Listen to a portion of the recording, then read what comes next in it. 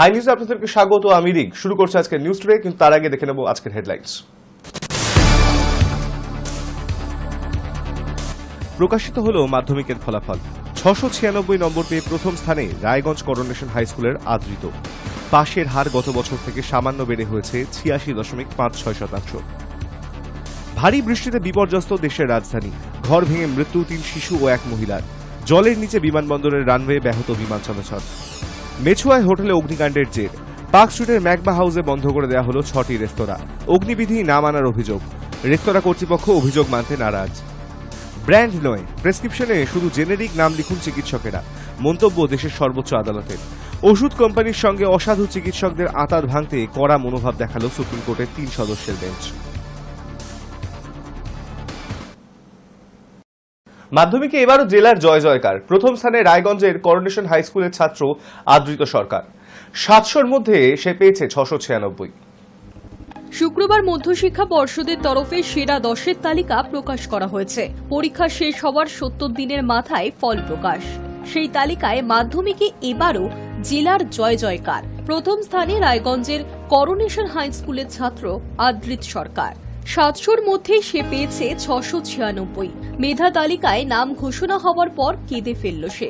বরাবরই মেধাবী। 12 জন গৃহশিক্ষকের কাছে পড়ত। পড়াশুনো ছাড়া ছবি আঁকা তার শখ। ভালো ফলের আশাই ছিল। প্রথম স্থানাধিকারী হিসেবে নাম ঘোষণা হতেই আনন্দে কেঁদে ফেলল আদৃত। বলল, প্রথম হব কোনোদিন ভাবিনি। রায়গঞ্জ পৌরসভা 23 নম্বর ওয়ার্ডের বিননগরের বাসিন্দা আদৃত সরকার। তার বাবা অমিত সরকার পেশায় পিএফ কর্মী, মা গৃহবধূ, দিদি কলেজ পড়ুয়া। বরাবরই পড়াশোনা নিয়েই থাকতে পছন্দ করত আদৃত। মাধ্যমিকের জন্য বিশেষ প্রস্তুতি ছিল, তা বলাই বাহুল্য। মাধ্যমিকের ফল যে ভালো হবে সেই বিশ্বাস নিজের উপর ছিল তার। তবে তাই বলে প্রথম না, তা ভাবেনি আদৃত। হ্যাঁ, খুবই অপ্রত্যাশিত ছিল।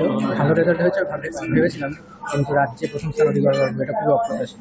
1 থেকে 10-এর মধ্যে হয়তো থাকবো এটা ভেবেছিলাম, শিওর ছিলাম না, কিন্তু খুবই অপ্রত্যাশিত। প্রথমেই বাবা মা, দিদি, সবাই পরিবারের সবাইকে, মানে স্কুল টিচার যারা রয়েছেন, রায়গঞ্জ করোনেশন স্কুলের আপামর যারা শিক্ষক মণ্ডলী, এবং আমাকে যারা সারা বছর গাইড করেছেন, প্রাইভেট টিচার যারা রয়েছেন, বন্ধু থেকে শুরু করে সকলের অবদান রয়েছে। ভবিষ্যতে আপাতত মেডিকেলে যাওয়ার লক্ষ্য রয়েছে, তবে অন্য কোনো লাইনে যদি ইন্টারেস্ট ডেভেলপ করে তবে সেটা পার্সু করতে পারি। শুক্রবার সকালে পর্ষদ সভাপতি প্রথম স্থানাধিকারী হিসেবে নাম ঘোষণা করতেই ঘুম ভাঙে তার। বাবা মা দিদির কাছে খবর পেয়ে রীতিমতো কেঁদে ফেলে। এদিকে বাড়ি জুড়ে উৎসবের আমেজ। সন্তানের সাফল্যে গর্বিত বাবা মা। আদৃতের দিদি জানিয়েছে, ভাই বরাবরই পড়াশোনা করতে ভালোবাসে, ফলে তাকে কখনোই জোর করতে হয়নি। তিনি আরও জানিয়েছেন, পড়ার বই তো বটেই, অন্যান্য বিষয়ের বই পড়তেও খুব ভালোবাসে সে। এছাড়াও কুইজেও খুব ভালো। সদ্য জেলার একটি প্রতিযোগিতায় জয়ী হয়েছে। এরপর কি করবে আদৃত? ভবিষ্যতে নিট বা জয়েন্ট এন্ট্রান্স উত্তীর্ণ হওয়ার লক্ষ্য রয়েছে তার। High News Network. মাধ্যমিকের ফলাফলে প্রথম 10-এর তালিকায় এবার রয়েছে 66 জন। এই তালিকাতেই বাঁকুড়া জেলা থেকে 2 কৃতী দ্বিতীয় এবং তৃতীয় স্থান দখল করেছে। দ্বিতীয় হয়েছে বাঁকুড়ার সৌম্যপাল, তৃতীয় ঈশানী চক্রবর্তী। শুক্রবার প্রকাশিত হয়েছে মাধ্যমিকের ফলাফল। প্রথম 10-এর তালিকায় এবার রয়েছে 66 জন।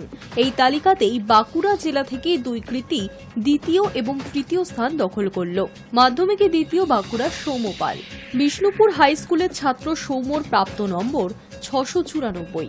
সৌম্যর এই সাফল্যে গর্বিত পরিবার, শিক্ষক শিক্ষিকা থেকে শুরু করে স্থানীয় বাসিন্দারাও।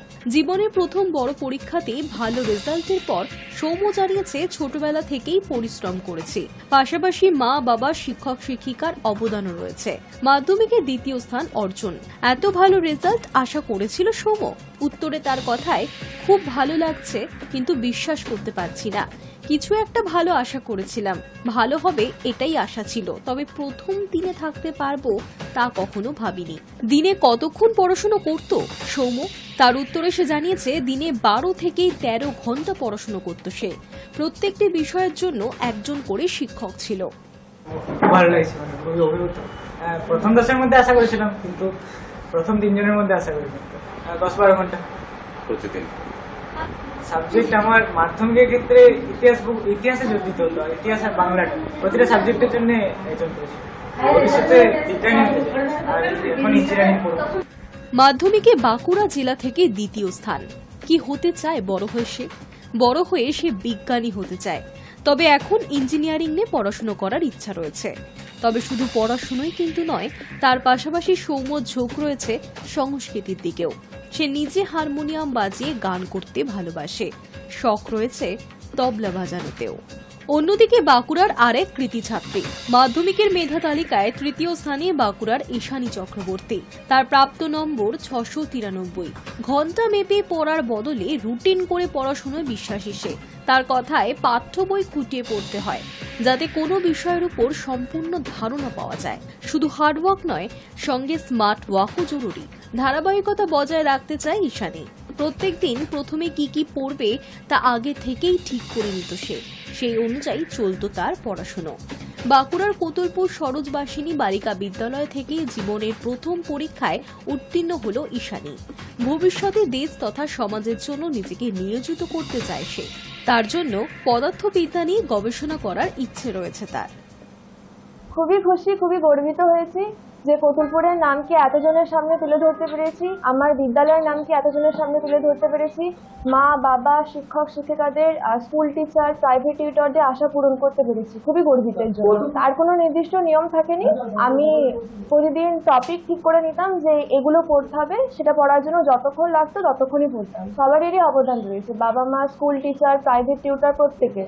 ভবিষ্যতে রিসার্চার হওয়ার ইচ্ছা আছে। টেক্সট বই যেন খুঁটিয়ে পড়ে এবং কনসেপ্ট যেন ক্লিয়ার করে এবং প্রত্যেকটা প্রশ্নে যত মার্কস ঠিক তত সেই লেন্থ অনুযায়ী যেন উত্তর লেখে, বাকি যেন না লেখে। কনসেপ্ট খুব ভালোভাবে ক্লিয়ার করতে হবে প্রত্যেকটা প্রশ্নে। আমার বাবা স্কুল টিচার ছিলেন এবং মাও হচ্ছে স্কুল টিচার। অবাক, ভাবতে পারিনি এটা হতে পারবো বলে। একেবারে খুবই অবাক হয়ে গেছিলাম শুনে। অবসরে ছবি আঁকতে ভালোবাসে ঈশানী। ঈশানীর মা সোনালী চক্রবর্তী এবং বাবা হীরালাল চক্রবর্তী দুজনেই শিক্ষকতা পেশার সঙ্গে জড়িত। শুধু যে কঠোর পরিশ্রম করতে হবে এমনই নয়, সঙ্গে প্রয়োজন বুদ্ধিরও। এমন পন্থাতেই বিশ্বাস করে ঈশানী। I news network. মুখ্যমন্ত্রী মমতা বন্দ্যোপাধ্যায়ের অ্যাকশনের পরেই ব্যবস্থা প্রশাসনের।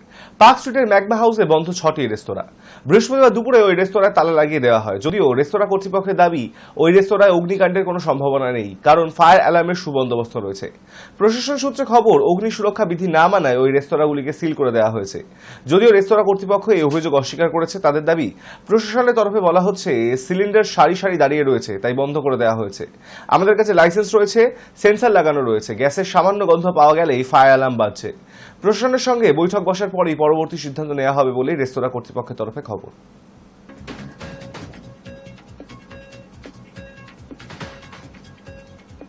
আবার কলকাতায় আগুন। সল্টলেকের সেক্টর 5-এর একটি রাসায়নিক কারখানায় আগুন লেগে যায়।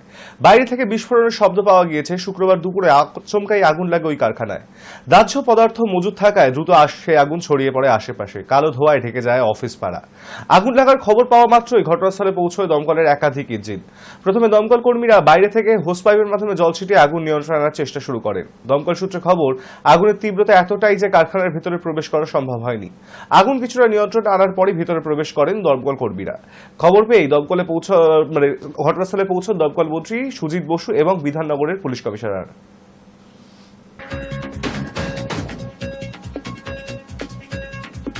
ঝড় বৃষ্টিতে বিপর্যস্ত নয়াদিল্লি এবং সংলগ্ন এলাকা। গোটা 24 ঘন্টার দুর্যোগের জেরে দিল্লি এনসিআরে প্রাণ গেল 4 জনের। অন্যদিকে ভারী বৃষ্টিতে ব্যাহত বিমান ও ট্রেন পরিষেবা।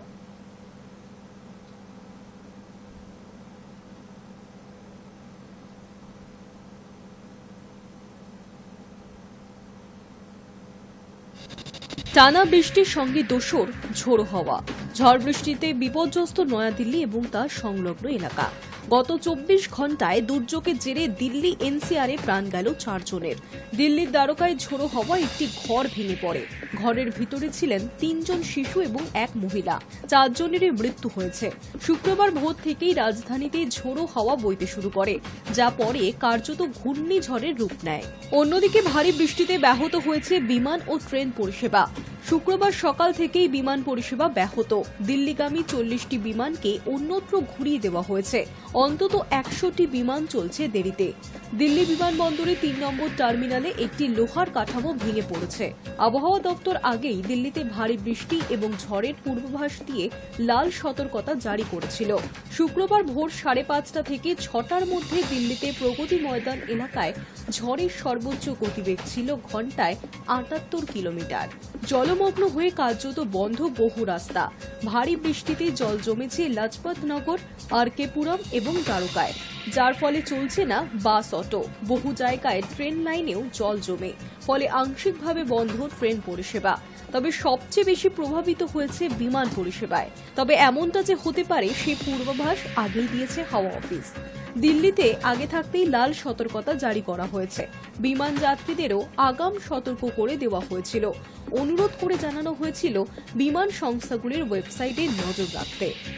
High news. ভারত পাক নিয়ন্ত্রণ রেখায় সংঘর্ষ বিরতি লঙ্ঘন অব্যাহত রাখল পাকিস্তান। বৃহস্পতিবার রাত এবং শুক্রবার ভোরে জম্মু ও কাশ্মীরের কুপওয়ারা, বারামুল্লা, পুঞ্চ, নরসেরা এবং আখনুর এই 5 জায়গায় ভারতীয় সেনাঘাঁটি লক্ষ্য করে গুলি চালায় পাক সেনা। পেহেলগাঁও কাণ্ডের পর এ নিয়ে টানা 8 দিন সংঘর্ষ বিরতি লঙ্ঘন করল পাকিস্তান। গত 7 দিনের মতন 8ম দিনেও পাক সেনাকে পাল্টা জবাব দিয়েছে ভারতীয় সেনা। মনে করা হচ্ছে জঙ্গিদের নিরাপদে পাকিস্তানে ফিরিয়ে নিয়ে যেতেই এই কৌশল অবলম্বন করেছে ইসলামাবাদ। নিয়ন্ত্রণ রেখায় গুলি চালিয়ে ভারতীয় সেনাকে ব্যতিব্যস্ত রেখে মুহূর্তের অসতর্কতায় নজর এড়িয়ে জঙ্গিদের ফিরিয়ে নিতে চাইছে। পাশাপাশি ভারত সামরিক দিক থেকে কতটা প্রস্তুত তাও পরখ করতে চাইছে ইসলামাবাদ। তবে এমন সব কৌশলের কথা মাথায় রেখেই সজাগ রয়েছে ভারতীয় সেনাও। পেহেলগাঁও কাণ্ডের পর থেকে ভারত এবং পাকিস্তানের সঙ্গে কূটনৈতিক সম্পর্কের আরও অবনতি হয়েছে। ভারত পাক কূটনৈতিক উত্তেজনা বৃদ্ধি পাওয়ার সঙ্গে সঙ্গে কাশ্মীর উপত্যকায় নিয়ন্ত্রণ রেখা বরাবর উত্তাপও বৃদ্ধি পেয়েছে। এই পরিস্থিতিতে 24 এপ্রিল রাত থেকে নিয়ন্ত্রণ রেখা বরাবর সংঘর্ষ বিরতি চুক্তি লঙ্ঘন শুরু করে পাকিস্তানি সেনা। 1 সপ্তাহ পরেও তার ব্যতিক্রম হল না। বৃহস্পতিবার ইসলামাবাদে জাতীয় নিরাপত্তা কমিটির বৈঠকের পর ভারতের বিরুদ্ধে পাল্টা বেশ কিছু পদক্ষেপ ঘোষণা করে পাকিস্তান। তারা হুঁশিয়ারি দেয় জলপ্রবাহ বন্ধ করা হলে সেটিকে যুদ্ধ হিসাবে দেখা হবে। পাকিস্তান আরও দাবি করে সিমলা চুক্তি স্থগিত করারও অধিকার রয়েছে তাদের। বস্তুত 1972 সালে এই সিমলা চুক্তির মাধ্যমেই কাশ্মীর উপত্যকায় নিয়ন্ত্রণ রেখা তৈরি হয়েছিল। চুক্তি অনুসারে ওই সময় যে দেশের বাহিনী কাশ্মীরে যেখানে অবস্থান করছিল সেখানেই অবস্থান করবে। অতীতেও বিভিন্ন সময় সীমান্তে সংঘর্ষ বিরতি লঙ্ঘনের অভিযোগ উঠেছে পাকিস্তানি সেনার বিরুদ্ধে। High News Network. পাকিস্তানের আশঙ্কা, পেহেলগাঁও হামলার মূল অভিযুক্ত হাফিজ সাইদকে সহজে রেহাই দেবে না ভারত। সাইদের নিরাপত্তা 4 গুণ বাড়ানো হয়েছে বলেই খবর পাওয়া যাচ্ছে। এর আগে 2021 সালে সাইদের বাড়ির কাছে একটি গাড়িতে বোমা বিস্ফোরণ হয়েছিল। একটুর জন্য প্রাণে বাঁচে যান সাইদ এবং সেবারও ভারতের গোয়েন্দা সংস্থা R&AW-কে কাঠগড়ায় তুলেছিল ইসলামাবাদ। পেহেলগাঁও জঙ্গি হামলার নেপথ্যে হাফিজ সইদের নাম উঠে আসতেই ভারতের সম্ভাব্য প্রতিক্রিয়ার ভয় কাঁপছে ইসলামাবাদ। লস্কর-ই তৈয়বার শীর্ষ নেতা ও রাষ্ট্রসংঘ ঘোষিত আন্তর্জাতিক সন্ত্রাসবাদী হাফিজ সইদের নিরাপত্তা এবার প্রায় 4 গুণ বাড়িয়ে ফেলেছে পাকিস্তান। সূত্র বলছে, লাহোরের জোহর টাউনে হাফিজ সইদের বাড়ি ঘিরে 24 ঘণ্টা পাহারায় মোতায়েন করা হয়েছে পাকিস্তান সেনাবাহিনীর সশস্ত্র ইউনিট। নজরদারিতে রয়েছে ISI ও লস্কর-ই তৈয়বার নিজস্ব নিরাপত্তা কর্মীরাও। ওই এলাকায় ব্যক্তিগত ড্রোন চলাচল নিষিদ্ধ করা হয়েছে। বাড়ির চারপাশে বসানো হয়েছে উচ্চ রেজলিউশনের CCTV। এমনকি 4 কিলোমিটার ব্যাসার্ধ জুড়ে রাস্তার উপর নজরদারি চলছে ড্রোনের মাধ্যমেও। পাকিস্তানি গোয়েন্দা সূত্র বলছে, পেহেলগাঁও হামলার পরেই হাফিজ সইদদের বাড়ি কার্যত রূপ নিয়েছে একটি সাব জেলে। 2021 সালে ওই বাড়ির কাছে গাড়ি বোমা বিস্ফোরণে 3 জন নিহত হওয়ার পর থেকেই বাড়ানো হয় নিরাপত্তা। সম্প্রতি তার ঘনিষ্ঠ সঙ্গী আবু কাতাল খুন হওয়ার পর নিরাপত্তা আরও কঠোর করা হয়েছে। লস্করের ছায়া সংগঠন দ্য রেজিস্ট্যান্স ফ্রন্ট ইতিমধ্যেই পেহেলগাঁও হামলার দায় স্বীকার করেছে। তবে ভারতীয় গোয়েন্দাদের দাবি, হামলার মূল ছক কষেছে হাফিজ সইদ নিজে। হাফিজের লাহোর কম্পাউন্ডে থাকা 3টি মূল কাঠামোর সন্ধান মিলেছে। তার সুরক্ষিত বাসস্থান, একটি মসজিদ মাদ্রাসা কমপ্লেক্স, একটি নতুন তৈরি ব্যক্তিগত পার্ক। স্যাটেলাইট ছবি ও ভিডিও ফুটেজে দেখা যাচ্ছে পাকিস্তানের নিরাপত্তা বাহিনীর কড়া নজরদারির মধ্যেই স্বচ্ছন্দে বসবাস করছে এই চিহ্নিত সন্ত্রাসবাদী। মার্কিন যুক্তরাষ্ট্র ইতিমধ্যেই তার মাথার দাম ঘোষণা করেছে $10 মিলিয়ন। এই পরিস্থিতিতে পাকিস্তানের ভূমিকাকে প্রশ্নের মুখে ফেলেছে আন্তর্জাতিক মহল। আর ভারতের নজর এখন হাফিজের দিকেই। প্রতিক্রিয়া কোন পথে এগোয় তা সময় বলবে। High News. মুখে দর পাচ্ছে পাকিস্তান, কিন্তু সত্যি সত্যি ভারতের সঙ্গে যুদ্ধ করার স্পর্ধা দেখাবে তারা? পাক সেনাপ্রধানরা যে বিলাসিতার জীবনে অভ্যস্ত, সেসব ছেড়ে ভারতীয় বাহিনীর মতন একটা পেশাদার বাহিনীর বিরুদ্ধে লড়াই করার ঝুঁকি নেবে? ইতিহাস বলছে, নিরস্ত্র সাধারণ মানুষের ওপর বীরত্ব দেখানোই তাদের কাজ। প্রশিক্ষিত বাহিনীর সামনে পড়লেই তারা আত্মসমর্পণ করে। পাকিস্তানের সেনাবাহিনীকে ঐতিহাসিকভাবে দক্ষিণ এশিয়ার অন্যতম শক্তিশালী সামরিক বাহিনী হিসেবে বিবেচনা করা হলেও বাস্তব চিত্র অনেকটাই ভিন্ন। সাম্প্রতিক বছরগুলিতে একের পর এক তথ্য উঠে আসছে, যেখানে পরিষ্কারভাবে দেখা যাচ্ছে পাকিস্তানের শীর্ষ সেনা কর্মকর্তারা পেশাদার সেনার চেয়ে বেশি একজন বিত্তশালী ব্যবসায়ী। যুদ্ধ নয়, বরং ব্যবসা, জমি, গ্যাস, তেল নির্মাণ প্রকল্পে তাদের আগ্রহ বেশি। এই সেনাবাহিনীর নৈতিকতা ও যুদ্ধ সক্ষমতা ও পেশাদারিত্ব নিয়েই তাই প্রশ্ন তোলা খুবই প্রাসঙ্গিক। সাবেক সেনাপ্রধান জেনারেল আশফাক কিয়ানির ভাইদের বিরুদ্ধে ইসলামাবাদের একটি হাউজিং প্রকল্পে কয়েক বিলিয়ন রুপি দুর্নীতির অভিযোগ দায়ের হয়েছে। অপরদিকে জেনারেল রাহিল শরীফ অবসরের পর 100 একরেরও বেশি জমি পেয়েছেন, যেটা ছিল রাষ্ট্রের কৃষি জমি। সেনা কর্মকর্তাদের এ ধরনের সম্পদ বাগিয়ে নেওয়ার ঘটনা পাকিস্তানে একটি চলমান ট্র্যাডিশন হয়ে দাঁড়িয়েছে। প্রতি বছর শত শত একর জমি কর ছাড় এবং উচ্চ বেতন ভাতা সেনাবাহিনীর কর্তা ব্যক্তিদের হাত তুলে দেওয়া হচ্ছে। পাকিস্তানের প্রাক্তন প্রধানমন্ত্রী ইমরান খান পর্যন্ত প্রকাশ্যে বলেছিলেন, পাকিস্তানে আসল ক্ষমতা সেনাবাহিনীর হাতে। এই বাহিনীর হাতে শুধু সামরিক নয়, বরং অর্থনীতি, কূটনীতি, রাজনীতিরও ভার। সেনা সদর দপ্তরের সঙ্গে যুক্ত Fauji foundation, army welfare trust, DHA বা ডিফেন্স হাউজিং অথরিটি এবং বাহারিয়া টাউনের মতন প্রকল্পের মাধ্যমে সেনা কর্মকর্তারা কোটিপতি হয়ে উঠছেন। এই আর্থিক শক্তি তাদের লড়াই করার মানসিকতা নষ্ট করে দিয়েছে, কারণ যুদ্ধে যাওয়া মানেই ব্যবসার ক্ষতি, আর এই বাস্তবতা পাকিস্তান সেনার উচ্চ পর্যায়ে অত্যন্ত পরিষ্কার। তারা জানে একটি পূর্ণাঙ্গ যুদ্ধ শুধু অর্থনৈতিকভাবে নয়, রাজনৈতিক ও কৌশলগতভাবেও ধ্বংস ডেকে আনবে। তাদের আরামের জীবন ক্ষতিগ্রস্ত হবে। ভারতের তুলনায় পাকিস্তানের সেনার অবস্থা নেহাতই দুর্বল। ভারতের সক্রিয় সেনা সদস্য 14.55 লক্ষের বেশি, যেখানে পাকিস্তানে তা মাত্র 6.5 লক্ষ। ভারতে রয়েছে আধুনিক প্রযুক্তি, উন্নত অস্ত্র ভাণ্ডার, শক্তিশালী বিমান ও নৌবাহিনী এবং স্বনির্ভর প্রতিরক্ষা উৎপাদন ব্যবস্থা। অন্যদিকে পাকিস্তান দিন দিন চীনের অস্ত্র ও আর্থিক সহায়তার উপর নির্ভরশীল হয়ে পড়ছে। পেহেলগাঁওয়ের ঘটনা কোনো নতুন ঘটনা নয়। পাকিস্তান সেনার অসামরিক নাগরিকদের ওপর হামলা করার ইতিহাসও রয়েছে ভুরি ভুরি। বাংলাদেশে জেনোসাইড চালিয়েছিল এরাই। 2014 সালে উত্তর ওয়াজিরিস্তানে বিমান হামলায় শতাধিক বেসামরিক নাগরিকদের মেরে ফেলা হয়েছিল। এই ঘটনা আন্তর্জাতিক মানবাধিকার সংগঠনগুলির দৃষ্টি আকর্ষণ করে। এর আগেও বালুচিস্তান, করাচি, সিন্ধ এবং এমনকি নিজেদের দখলে থাকা কাশ্মীরেও সেনাবাহিনীর বিরুদ্ধে গুরুতর মানবাধিকার লঙ্ঘনের অভিযোগ রয়েছে। এই প্রেক্ষাপটে পাকিস্তান সেনাবাহিনী যে একটি পেশাদার বাহিনী নয়, বরং একটি কর্পোরেট মিলিটারি সংস্থা হিসেবে কাজ করছে, তা আজ আর গোপন নয়। তাদের মূল লক্ষ্য হলো যুদ্ধ জয় নয়, বরং রাজনৈতিক ক্ষমতা ও অর্থনৈতিক আধিপত্য ধরে রাখা। এ কারণে ভারতীয় সেনাবাহিনীর মতন একটি প্রশিক্ষিত, আদর্শবাদী ও রণকৌশলী বাহিনীর সঙ্গে মুখোমুখি সংঘর্ষে পাকিস্তানি সেনা কখনোই মনোবল বা কৌশলগত সাহস দেখাতে সক্ষম হবে না। পাকিস্তানের ইতিহাস ও বর্তমান বাস্তবতা মিলিয়ে একটি বিষয় পরিষ্কার, এই সেনাবাহিনী যুদ্ধ নয়, বরং বাণিজ্যে পারদর্শী। তাই তাদের পক্ষ থেকে রণংদেহী বক্তব্য যতই আসুক, বাস্তবতার মাটিতে তারা আসলে নিজেদের প্রাসাদ আর ব্যবসা নিয়েই ব্যস্ত। আর সে কারণেই ভারতের মতন প্রতিপক্ষের সামনে তারা একাধিকবার ব্যাকফুটে গেছে। কার্গিল হোক বা পুলওয়ামার পরবর্তী পরিস্থিতি, গুটি গুটি পায়ে ফেরত দিয়ে গেছে ভারতীয় পাইলট অভিনন্দন বর্তমানকে। পাকিস্তান সেনার ভেতরের দুর্বলতা ও দ্বিচারিতা আজ গোটা পৃথিবীর কাছেই দিনের আলোর মতন স্পষ্ট। High News network. পেহেলগাঁও কাণ্ডের পরেই পাকিস্তানের বিরুদ্ধে একাধিক কূটনৈতিক পদক্ষেপ গ্রহণ করেছে ভারত।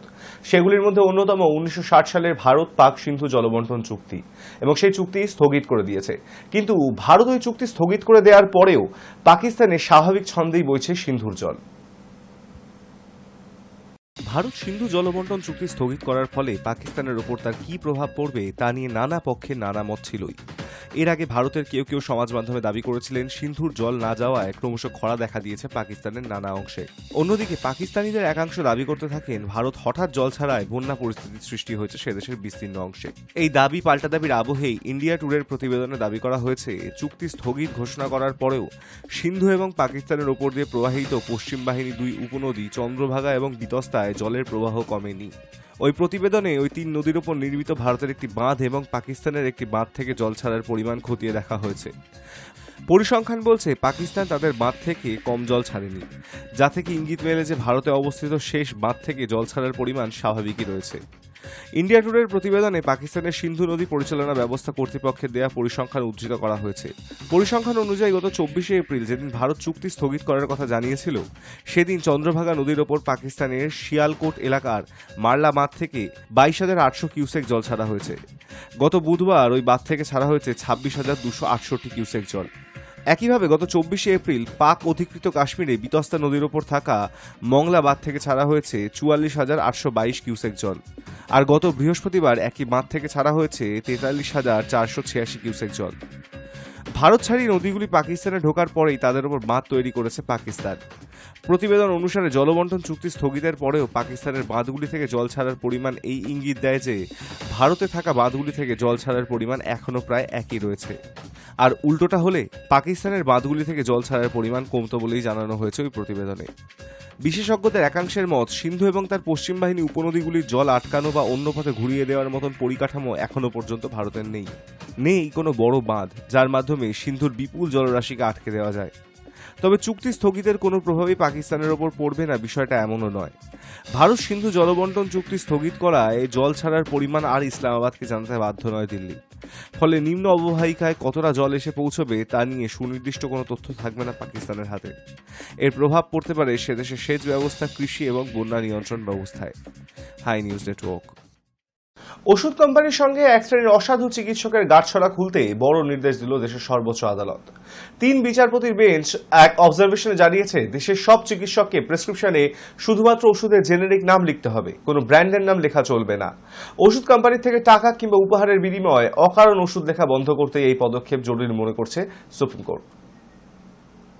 দেশের চিকিৎসা খাতে ওষুধ সংস্থাগুলোর বেআইনি প্রভাব রুখতে বড়সড় পদক্ষেপ করল সুপ্রিম কোর্ট।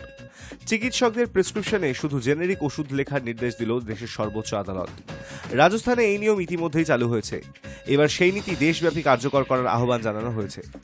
এই রায় দেন বিচারপতি সন্দীপ মেহতা, তার সঙ্গে ছিলেন বিচারপতি বিক্রম নাথ ও বিচারপতি সঞ্জয় করল। বিচারপতি মেহতা বলেন, এই নির্দেশ যদি সারা দেশে কার্যকর হয় তাহলে তা বিশাল পরিবর্তন আনতে পারে। আদালতে জমা পড়া এক আবেদনে অভিযোগ করা হয়েছিল ফার্মাসিউটিক্যাল কোম্পানিগুলি চিকিৎসকদের বিপুল অঙ্কের ঘুষ ও উপহার দিয়ে দামি ও ব্র্যান্ডেড ওষুধ প্রেসক্রাইব করাতে বাধ্য করেছে। এর ফলে সাধারণ মানুষদের চিকিৎসার খরচ যেমন বেড়েছে, তেমনি বেড়েছে ওষুধ নির্ভরতা ও স্বাস্থ্য ঝুঁকি। আবেদনে আরও দাবি করা হয় চিকিৎসকদের দেওয়া উপহার বা ফ্রি গিফট বন্ধ করা উচিত। এই ধরনের অনৈতিক কার্যকলাপের জন্য ওষুধ কোম্পানিগুলোকেও জবাবদিহি করতে হবে। এক শুনানিতে Federation of Medical and Sales Representatives Association of ইন্ডিয়ার পক্ষে আইনজীবী জানান, শুধু ডোলো 650 ওষুধটির ক্ষেত্রেই এর কোম্পানি 1,000 কোটি টাকা খরচ করেছে চিকিৎসকদের উপহার দেওয়ার পেছনে। এই তথ্য সেন্ট্রাল বোর্ড অফ ডিরেক্ট ট্যাক্সেসের প্রেস বিবৃতিতে প্রকাশ করা হয়েছে। সুপ্রিম কোর্ট পর্যবেক্ষণে জানায়, চিকিৎসকদের যদি বাধ্য করা হয় শুধুমাত্র জেনেরিক ওষুধ প্রেসক্রাইব করতে, তবে এই সমস্যার অনেকটা সমাধান সম্ভব। আদালতের মন্তব্য, রাজস্থানের নির্দেশ রয়েছে যে চিকিৎসকেরা কেবল জেনেরিক নাম লিখতে পারবেন, ওষুধের ব্র্যান্ড নাম নয়। সারা দেশে এই নিয়ম চালু হলে তা কার্যকারী সমাধান হতে পারে। বিচারপতিদের মতে এই সিদ্ধান্ত কার্যকর হলে দেশের স্বাস্থ্য খাতে একটি বড় পরিবর্তন আসবে। কমবে চিকিৎসার খরচ, রোধ হবে ওষুধের অপব্যবহার এবং বাড়বে স্বচ্ছতা। High News network. পহেলগাঁও হত্যাকাণ্ডের জেরে ভারত পাক উত্তেজনার পারদ চড়ছে। দু দেশেই একে অপরের বিরুদ্ধে একগুচ্ছ কূটনৈতিক ও বাণিজ্যিক পদক্ষেপ করেছে, যার অন্যতম হল আকাশসীমা ব্যবহারের নিষেধাজ্ঞা। ভারতীয় বিমান সংস্থাগুলির জন্য পাকিস্তান তাদের আকাশপথ বন্ধ করায় বিপুল ক্ষতির আশঙ্কা করছে এয়ার ইন্ডিয়া।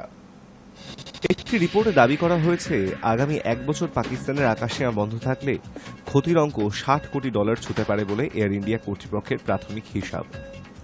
এর আগে সংবাদ সংস্থা পিটিআই ইঙ্গিত দিয়েছিল, পাক আকাশসীমা বন্ধ থাকার কারণে উত্তর ভারতের শহরগুলি থেকে ওরা আন্তর্জাতিক বিমানের জন্য ভারতীয় বিমান সংস্থাগুলির সাপ্তাহিক খরচ প্রায় 77 কোটি টাকা বাড়তে পারে। মাসের হিসাবে প্রায় 306 কোটি টাকা ব্যয় বৃদ্ধির সম্ভাবনা। 22শে জুলাই পহেলগাঁও হত্যাকাণ্ডের সময় সৌদি আরবে ছিলেন প্রধানমন্ত্রী মোদী। 23শে জুলাই তিনি নিজের বাসভবনে উচ্চ পর্যায়ের বৈঠক করেন। তারপর পাকিস্তানের বিরুদ্ধে 5টি পদক্ষেপ ঘোষণা করে ভারত। জবাবে 24শে জুলাই ভারতের বিরুদ্ধে আকাশসীমা বন্ধ সহ 8 দফা পদক্ষেপ করেছিল পাক প্রধানমন্ত্রী শাহবাজ শরীফের সরকার। পাক আকাশসীমা বন্ধ হওয়ার আগে উত্তর আমেরিকামুখী উড়ানগুলিতে সাধারণভাবে 16 ঘন্টা সময় লাগত, কিন্তু বিকল্প পথে যাতায়াতে আরও 1.5 ঘন্টা বেশি সময় লাগবে। এই অতিরিক্ত 1.5 ঘন্টা সময়ের জন্য প্রায় 29 লক্ষ টাকা খরচ হবে। একইভাবে ইউরোপ যাওয়ার যে বিমানে আগে 9 ঘন্টা সময় লাগতো, সেখানে প্রায় 1.5 ঘন্টা অতিরিক্ত সময় লাগবে। এর জন্য প্রায় 22.5 লক্ষ টাকা বেশি খরচ হবে ভারতীয় বিমান সংস্থাগুলি। পিটিআই এর প্রতিবেদন জানাচ্ছে, পাক আকাশসীমা এড়িয়ে পশ্চিম এশিয়ার দেশগুলিতে যাতায়াতের বিমানে প্রায় 45 মিনিট বেশি সময় লাগবে। এর জন্য অতিরিক্ত খরচ হবে প্রায় 5 লক্ষ টাকা। ওই প্রতিবেদনের দাবি, উত্তর ভারতের শহরগুলি থেকে প্রতি সপ্তাহে 800-র বেশি উড়ান উত্তর আমেরিকা, ইউরোপ ও পশ্চিম এশিয়া সহ বিভিন্ন আন্তর্জাতিক গন্তব্যে যাতায়াত করে। মাসের হিসেবে বিমানের সংখ্যা 3000-এর বেশি। এর মধ্যে প্রায় অর্ধেকেরও বেশি পশ্চিম এশিয়ার বিভিন্ন দেশে যাতায়াত করে। High News network. মমতা বন্দ্যোপাধ্যায়ের সঙ্গে দিলীপ ঘোষের আলাপের ঘোর কাটতে না কাটতেই এবার এক মঞ্চে প্রধানমন্ত্রী মোদীর সঙ্গে কেরলের সিপিএম মুখ্যমন্ত্রী বিজয়ন আর কংগ্রেসের সাংসদ শশী থারুর। বঙ্গ রাজনীতির পর এবার জাতীয় রাজনীতিতেও সৌজন্য নিয়ে শুরু বিতর্ক। নিছকই সৌজন্য নাকি নতুন সম্ভাবনা? এমনকি খোদ প্রধানমন্ত্রী তার ভাষণে বললেন, এই দৃশ্য দেখে অনেকের ঘুম উড়ে যাবে। তিরুবনন্তপুরমে শুক্রবার দেখা গেল এক বিরল দৃশ্য। একই মঞ্চে প্রধানমন্ত্রী নরেন্দ্র মোদী, বাম নেতা তথা কেরলের মুখ্যমন্ত্রী পিনারাই বিজয়ন এবং ইন্ডিয়া জোটের চক্ষুশূল শিল্পপতি গৌতম আদানি। তার চেয়েও বড় চমক, শেষ মুহূর্তে দিল্লি থেকে উড়ে এসে মোদীকে স্বাগত জানাতে হাজির কংগ্রেস সাংসদ শশী থারুর। উপলক্ষ ভিজিনজাম গভীর সমুদ্র বন্দরের উদ্বোধন। 8,867 কোটি টাকার এই প্রকল্প যৌথভাবে তৈরি করেছে আদানি পোর্টস অ্যান্ড এইচজেড। আন্তর্জাতিক কন্টেইনার ট্রান্সশিপমেন্টের জন্য একটি ভারতের প্রথম গভীর সমুদ্র বন্দর। প্রধানমন্ত্রীর ভাষণে ছিল পরোক্ষ খোঁচা। এই প্রকল্প দেখে অনেকেরই ঘুম উড়ে যাবে। আজকের মঞ্চে দেখা যাচ্ছে ইন্ডিয়া জোটের শরিকরাও আছেন। ব্যঙ্গের নিশানায় ছিলেন শশী থারুর ও পিনারাই বিজয়ন। मैं अभी पोर्ट की विजिट करके आया हूं और गुजरात के लोगों को जब पता चलेगा कि इतना बढ़िया पोर्ट ये अदानी ने यहां केरल में बनाया है, ये गुजरात में 30 साल से पोर्ट पे काम कर रहे हैं, लेकिन अभी तक वहां उन्होंने ऐसा पोर्ट नहीं बनाया। तब उनको गुजरात के लोगों से गुस्सा सहन करने के लिए तैयार रहना पड़ेगा। हमारे मुख्यमंत्री जी से भी मैं कहना चाहूंगा, आप तो इंडिया अलायंस के बहुत बड़े मजबूत पिलर हैं, यहां शशि थरूर भी बैठे हैं, और आज का ये इवेंट कई लोगों की नींद हराम कर देगा। बल मैसेज चला गया जहां जाना था। এর আগে বৃহস্পতিবার সন্ধ্যায় মোদীর আগমনের খবরে হন্তদন্ত হয়ে বিমানবন্দরে পৌঁছে যান শশী থারুর।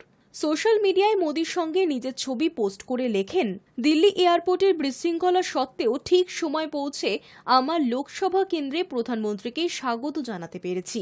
এই সৌজন্যে মিশ্র প্রতিক্রিয়া শুরু হয়েছে কংগ্রেসের অন্দরেই। দলের একাংশ মনে করছেন, থারুরের মোদী প্রীতি ক্রমেই স্পষ্ট হচ্ছে। সম্প্রতি কেন্দ্র এবং কেরল দুপক্ষের সরকারের প্রশংসা করে বিতর্কে জড়িয়েছেন তিনি। পাহেলগাঁও হামলা নিয়েও তার মন্তব্যে দলের অস্বস্তি বেড়েছিল। কেউ কেউ তো তাকে বিজেপির অঘোষিত মুখপাত্র বলেও কটাক্ষ করেছেন। এই আবহে ফের প্রধানমন্ত্রীর সঙ্গে করমর্দনের ছবি। তারুর এই বার্তা কি কংগ্রেস হাইকমান্ডের উদ্দেশ্যেই? জল্পনা তুঙ্গে। রাজস্থান রয়্যালসের বিরুদ্ধে অর্ধশতরানের ইনিংসের পরেও আক্ষেপ শোনা গেল রোহিত শর্মার গলায়। মুম্বাই ইন্ডিয়ান্সকে 5 বার আইপিএল জিতিয়েছেন রোহিত। গতবার তাকে সরিয়ে অধিনায়ক করা হয়েছে হার্দিক পান্ডিয়াকে। 5 বার দলকে চ্যাম্পিয়ন করা সেই প্রাক্তন অধিনায়ককে এখন বোলারদের নিয়ে পরিকল্পনাতেও রাখে না মুম্বাই। সেই কারণেই কি আক্ষেপ রোহিতের? রাজস্থানের বিরুদ্ধে ইনিংসের বিরতিতে রোহিতের সঙ্গে কথা বলছিলেন ধারাভাষ্যকারেরা। সেখানেই রোহিতকে প্রশ্ন করা হয়, এই পিচে কিভাবে বল করা উচিত মুম্বাইয়ের বোলারদের। জবাবে রোহিত বলেন, এই পিচে বৈচিত্র্য দরকার। বোলার কি করবে সেটা যেন আগে থেকে বোঝা না যায়। আমাদের বোলাররা যথেষ্ট অভিজ্ঞ, আশা করছি সেই অভিজ্ঞতা ওরা কাজে লাগাবে। আর তারপরেই রোহিত বলেন, এখন অবশ্য বোলারদের নিয়ে পরিকল্পনায় আমাকে রাখা হয় না, তাই কি পরিকল্পনা হয়েছে তা আমি বলতে পারবো না। গতবার রোহিতকে সরিয়ে হার্দিককে অধিনায়ক করার পরেই মুম্বাই শিবিরে অশান্তি শুরু হয়। ভাঙন ধরে সাজঘরে। মুম্বাইয়ের দর্শকদের একটা বড় অংশ হার্দিককে মানতেই পারছিলেন না। মাঠেই তাকে বিদ্রুপ করা হয়েছিল। রোহিত খুব একটা ভালো মানসিকতায় ছিলেন না। ইডেনে কলকাতা নাইট রাইডার্সের বিরুদ্ধে ম্যাচের আগে বন্ধু অভিষেক নায়ারকে তিনি ইঙ্গিত দিয়েছিলেন মুম্বাই ছাড়তে পারেন। যদিও এবারও সেই দলে রয়েছেন তিনি। রোহিত কি খুশি নন সেখানে? এবারও শুরু থেকে ফর্মে ছিলেন না রোহিত। প্রথম 6টি ম্যাচে মাত্র 54 রান করেছিলেন। যদিও শেষের 4টে ম্যাচে ফর্মে ফিরেছেন তিনি, করেছেন 182 রান। রাজস্থানের বিরুদ্ধেও অর্ধশত রান করেছেন তিনি। তবে এবার রোহিতকে ব্যাটারের ভূমিকায় দেখা যাচ্ছে। বেশিরভাগ ম্যাচ ইম্প্যাক্ট প্লেয়ার হিসেবেই খেলানো হয়েছে তাকে, অর্থাৎ মুম্বাই ফিল্ডিং করার সময় তিনি মাঠেই থাকছেন না। তবে কি তাকে এক ঘরে করে দেওয়া হয়েছে? ব্যাটিং ছাড়া আর তেমন কোনো ভূমিকাই নেই দলের প্রাক্তন অধিনায়কের? সেই আক্ষেপে কি শোনা গেল রোহিতের মুখে? যদি তেমনটা হয় তাহলে বলতে হবে রোহিতকে অসম্মান করেছে মুম্বাই। কারণ 6 বার আইপিএল জিতেছেন রোহিত, তার মধ্যে 5 বার অধিনায়ক হিসেবে। এখনও ভারতের টেস্ট ও একদিনের দলের অধিনায়ক তিনি। গত 11 মাসের মধ্যে দেশকে 2টি আইসিসি ট্রফি দিয়েছেন তিনি। একদিনের বিশ্বকাপের ফাইনালে তুলেছেন ভারতকে। এমন একজন দলে থাকলে তার অভিজ্ঞতা কাজে না লাগানো বোকামি। সেই বোকামি কি করছে মুম্বাই? রোহিত কিন্তু তেমনই ইঙ্গিত দিলেন। High News Network. News Today এখন এই পর্যন্ত। দেখতে থাকুন হাই নিউজ, নির্ভীক নিরপেক্ষ।